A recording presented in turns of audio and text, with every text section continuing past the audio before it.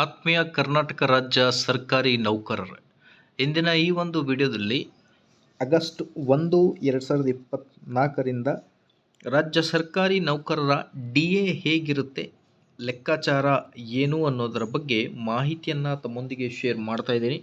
ದಯವಿಟ್ಟು ವಿಡಿಯೋನ ಕೊನೆವರೆಗೂ ವಾಚ್ ಮಾಡಿ, ಅದರ ಜೊತೆಗೆ ನಮ್ಮ ಯೂಟ್ಯೂಬ್ ಚಾನಲನ್ನು ಕೂಡ ಸಬ್ಸ್ಕ್ರೈಬ್ ಮಾಡಿಕೊಳ್ಳಿ. ವೀಕ್ಷಕರೇ, ತಮ್ಗೆ ಗೊತ್ತಿದೆ 1/8/2024ರಿಂದ 7ನೇ ವೇತನ ಆಯೋಗ ಅನುಷ್ಠಾನ ಆಗಿದೆ. ಸೊ ಹಾಗಾಗಿ DAವನ್ನು ಹೇಗೆ ಲೆಕ್ಕ ಮಾಡುವುದು ಅನ್ನೋದರ ಬಗ್ಗೆ ಮಾಹಿತಿಯನ್ನು ತಿಳಿಸ್ಕೊಡ್ತೇನೆ. ಒಂದು ಸಿಂಪಲ್ ಕ್ಯಾಲ್ಕುಲೇಷನ್ ಆಗಿರುತ್ತೆ. ಮೊದಲನೇದಾಗಿ ಪ್ರೆಸೆಂಟಾಗಿ ನಮ್ಮ DA 42.5% DA ಇತ್ತು. ಓಕೆ, 42.5% ನಮ್ಮ DA ಇತ್ತು. ಈಗ ನಮ್ಮ 42.5%ನಲ್ಲಿ 31% DA ನಮ್ಮ 2022 ಜುಲೈ 1ರ ಬೇಸಿಕ್ಗೆ ಮರ್ಜ್ ಆಗಿದೆ.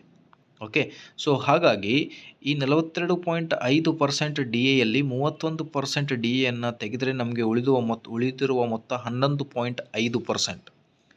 ಈಗ 1%ಗೆ ನಮ್ಮ ರಾಜ್ಯ ಸರ್ಕಾರ 0.722 ಕೊಡ್ತಾ ಇದೆ. ಸೊ 11.5 ಏನಿದೆ ಅದರ ಟೋಟಲ್ ಮೊತ್ತ ಬಂದುಬಿಟ್ಟು 0.722ಗೆ ಕನ್ವರ್ಟ್ ಮಾಡಿದ ಮೇಲೆ 8.3% ಆಗುತ್ತೆ.